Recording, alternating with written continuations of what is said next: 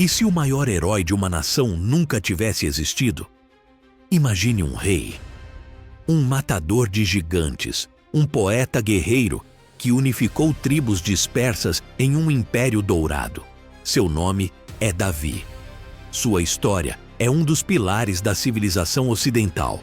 Mas por milênios, fora das páginas da Bíblia, seu nome era um fantasma. Enquanto faraós e imperadores assírios gravavam seus feitos em monumentos colossais, o suposto grande reino de Davi permanecia em um silêncio absoluto.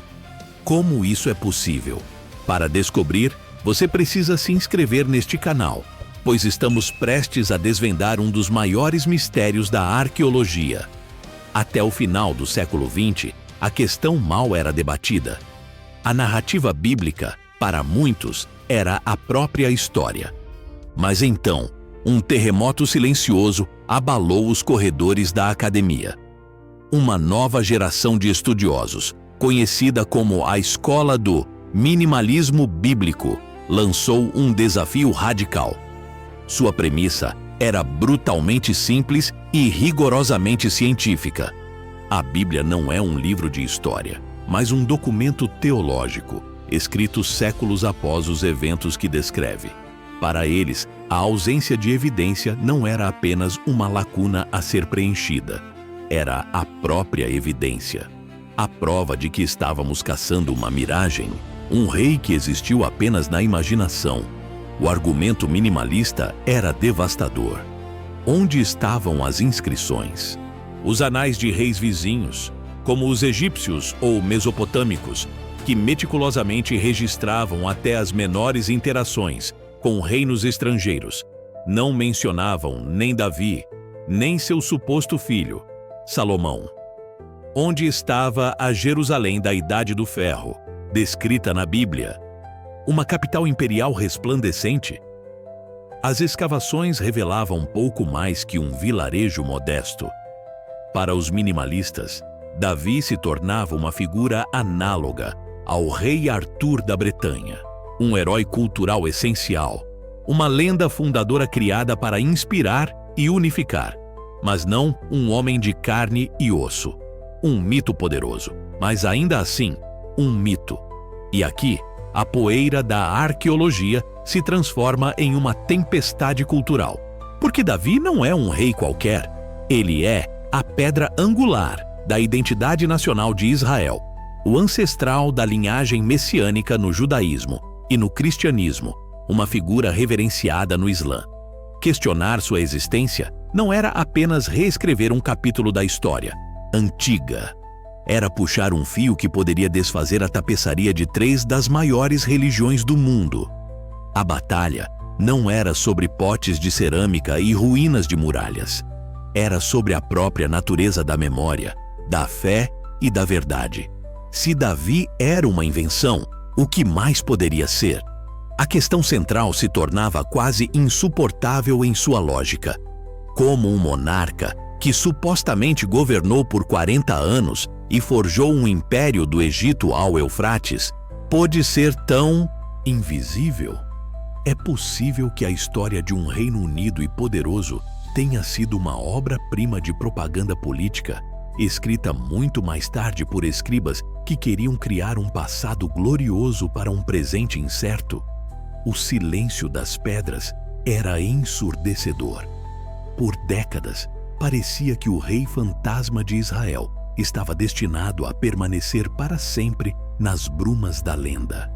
Até que, em um monte de ruínas no norte de Israel, uma única pedra quebrada estava prestes a mudar absolutamente tudo. O silêncio arqueológico estava prestes a ser quebrado, não por um estrondo, mas por um tropeço. Em 21 de julho de 1993, no sítio de Tel Dan, no norte de Israel, o dia parecia como qualquer outro.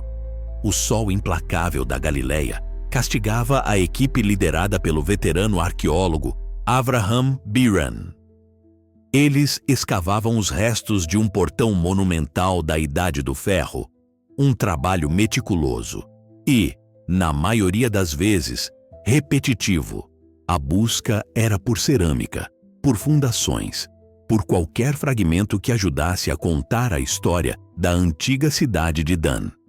Ninguém, nem mesmo em seus sonhos mais ousados, esperava encontrar o fantasma de um rei. A história muitas vezes se esconde à vista de todos, disfarçada como uma pedra comum, esperando pelo olhar certo no momento exato. Esse momento chegou de forma banal. Uma agrimensora da equipe, Gila Cook, notou uma pedra de basalto negro embutida numa parede secundária, uma construção posterior que reutilizara materiais mais antigos. A pedra não parecia especial, exceto por uma série de ranhuras na sua superfície lisa. Poderiam ser marcas de ferramentas, arranhões do tempo ou simplesmente ilusões de ótica criadas pela luz forte. Mas algo na regularidade das linhas chamou sua atenção. Ela chamou Biran. O arqueólogo, com décadas de experiência, aproximou-se com o ceticismo treinado de um cientista.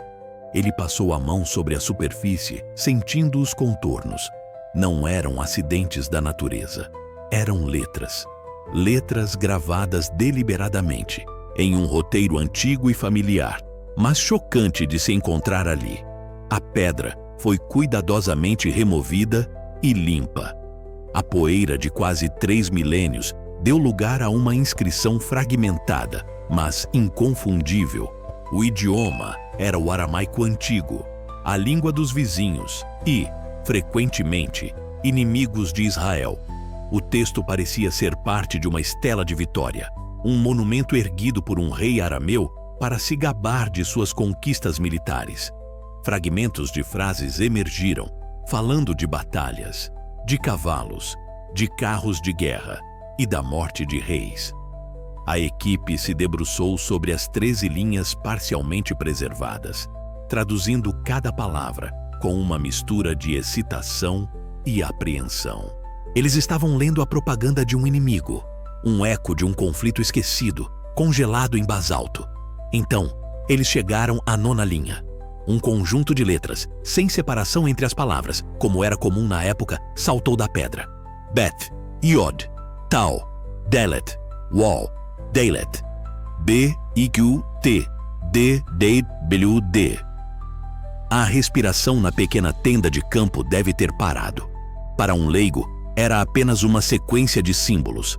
Para um historiador bíblico, era o equivalente a encontrar a assinatura de um fantasma. A tradução era direta, inequívoca e absolutamente sísmica. Significava Beit David. Em português, a casa de Davi.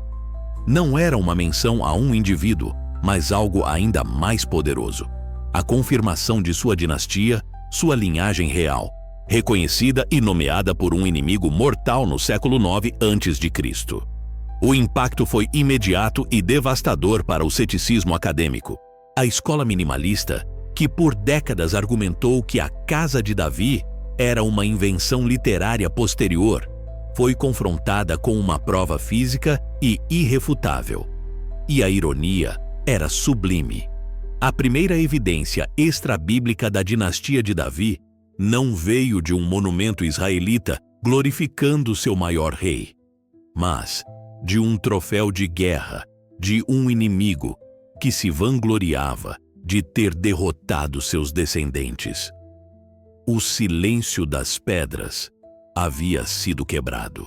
Um rei que vivia apenas nas páginas de textos religiosos agora tinha seu nome gravado em pedra por aqueles que o combateram. A sombra do rei fantasma, de repente, tornou-se assustadoramente real. O abalo sísmico causado pela estela de Tel Dan não demorou a gerar uma réplica igualmente poderosa. No mundo acadêmico, onde reputações são construídas ao longo de décadas, uma descoberta que aniquila uma teoria prevalecente não é celebrada por todos. As fortalezas do ceticismo, erguidas pela escola do minimalismo bíblico, não cairiam com uma única pedra. Quase imediatamente, uma contraofensiva intelectual foi lançada. Artigos foram escritos, Palestras foram dadas e a comunidade arqueológica se dividiu em duas facções ferozes. De um lado, aqueles que viam a inscrição como a prova definitiva que esperavam há séculos. Do outro, um grupo determinado a provar que aquela pequena lasca de basalto não significava absolutamente nada, transformando o que deveria ser um momento de clareza em uma verdadeira guerra de inscrições. O primeiro ataque veio contra a própria tradução, o coração da descoberta. Os minimalistas argumentaram que a leitura Casa de Davi era tendenciosa, um caso de ver o que se queria ver. Eles apontaram corretamente que a escrita aramaica antiga não usava divisores de palavras ou vogais. A sequência de letras P, W, T, D, W, D poderia, teoricamente, ser interpretada de outras maneiras. Talvez, eles sugeriram, fosse um nome de lugar, uma cidade chamada Beit Daud. Outros propuseram que DWD não era Davi, mas uma variação de Dod, uma divindade. Portanto, a inscrição poderia se referir ao Templo de Dod. Eram argumentos engenhosos que exploravam as ambiguidades da epigrafia antiga para semear a dúvida e transformar a prova concreta em uma mancha de Rorschach de pedra, onde cada estudioso via o que sua própria teoria ditava. Quando a muralha da tradução começou a ruir sob o peso do consenso linguístico, a segunda frente de batalha foi aberta. A autenticidade e o contexto. Alguns chegaram a sussurrar a palavra falsificação. Embora essa acusação fosse difícil de sustentar, dado que a estela foi encontrada em uma escavação controlada e estratificada. Um argumento mais sutil, porém, questionava a identidade do Davi mencionado. Mesmo que a tradução estivesse correta, quem garantia que se tratava do famoso rei Davi de Israel? Poderia ser um rei local menor, um chefe tribal de Judá que por acaso também se chamava Davi. Era uma manobra para minimizar o impacto da descoberta. Se você está achando essa batalha acadêmica fascinante, deixe seu like para apoiar a pesquisa por trás deste vídeo e comente qual teoria você acha mais convincente até agora. Essa disputa intelectual estava longe de terminar, e o debate parecia destinado a um impasse perpétuo. A ajuda para o caso de Davi viria de um lugar totalmente inesperado. Não de uma nova escavação na poeira do Oriente Médio, mas dos corredores silenciosos e climatizados de um dos museus mais famosos do mundo, o Louvre, em Paris. Lá, residia outro artefato monumental da mesma época, a Estela de Mesa, também conhecida como Pedra Moabita. Descoberta mais de um século antes, em 1868, essa grande laje de basalto negro narrava as vitórias do rei Mesa de Moabe sobre o reino de Israel. A pedra estava fragmentada e algumas de suas linhas estavam danificadas, mas ela era um pilar da arqueologia bíblica. Em 1994, inspirado pela controvérsia de Tel Dan, o renomado epigrafista francês André Lemaire decidiu reexaminar a Pedra Moabita com um novo olhar. Armado com novas tecnologias fotográficas e um conhecimento profundo da paleografia da região, Lemaire focou sua atenção na linha 31, uma seção notoriamente danificada e de difícil leitura. Gerações de estudiosos haviam tentado decifrá-la sem sucesso. Mas Lemaire, sabendo exatamente o que procurar, conseguiu identificar traços de letras que haviam sido ignorados. E o que ele encontrou foi o golpe de misericórdia no debate. Ali, gravado na Pedra Moabita, estava um conjunto de letras perfeitamente compatível com a mesma frase encontrada em Tel Dan: Casa de Davi. Agora, não era mais uma única fonte. Eram duas inscrições, de dois reinos inimigos diferentes, escritas em duas línguas diferentes, ambas se referindo, de passagem, à dinastia fundada por um rei chamado Davi, como uma entidade política real e reconhecida. A Guerra das Inscrições tinha um vencedor claro. O rei fantasma agora tinha não uma, mas duas sombras projetadas em pedra. Com a casa de Davi finalmente gravada em pedra, a questão fundamental mudou. O debate não era mais se um rei com esse nome existiu, mas onde, exatamente, ele reinou. A caçada pela sua capital, a lendária Jerusalém da Idade do Ferro, transformou-se na nova fronteira da arqueologia bíblica. As inscrições eram o eco de um fantasma. Agora, os arqueólogos queriam encontrar seu corpo, sua cidade. A busca se concentrou em uma pequena e íngreme colina ao sul dos muros da atual Cidade Velha, um lugar hoje conhecido como a Cidade de Davi. Lá, sob camadas de civilizações posteriores, sob a poeira de milênios de conflitos e reconstruções, a verdade sobre o reino de Judá esperava para ser desenterrada. A evidência textual havia apontado o caminho. Agora, a pá e a picareta teriam que revelar o cenário. Escavar em Jerusalém é como tentar decifrar um livro cujas páginas foram rasgadas, queimadas e coladas fora de ordem. Cada camada de terra é um capítulo da história, e a arqueóloga Eilat Mazar estava determinada a ler o capítulo do século X a.C., baseando-se em pistas textuais da Bíblia, que descreviam o palácio de Davi sendo construído acima de sua fortaleza.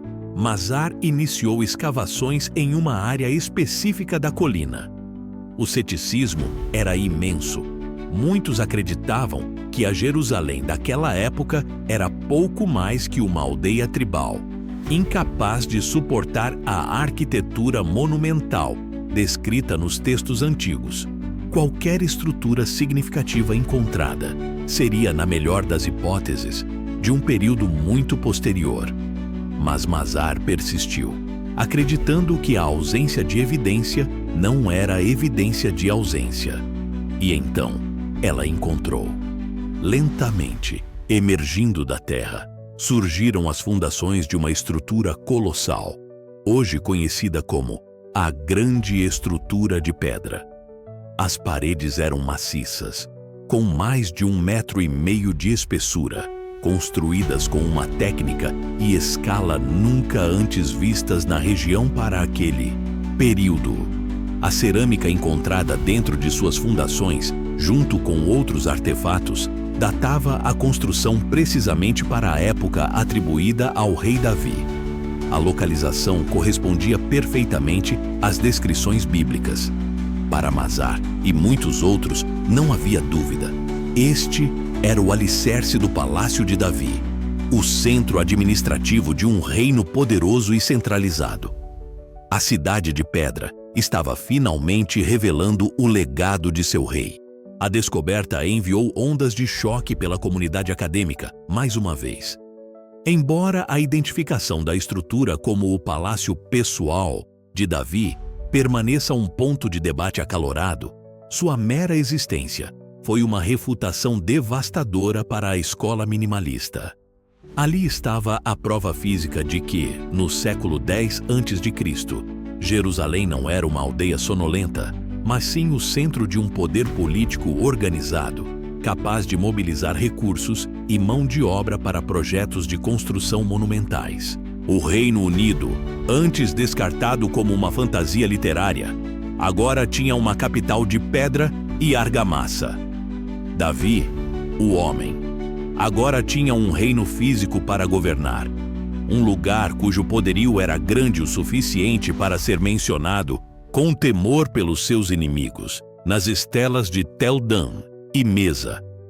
Assim, o pêndulo do consenso acadêmico começou a balançar de volta. A jornada, que começou com um fragmento de basalto encontrado por acaso em um muro de um sítio arqueológico, culminou na redescoberta do coração de um antigo reino. A arqueologia não provou a narrativa bíblica em seus detalhes, mas revelou um mundo historicamente plausível, do qual essas histórias poderiam ter emergido. Davi foi transformado de uma figura mítica para uma figura fundadora, uma âncora histórica para uma dinastia que moldaria o destino da região por séculos.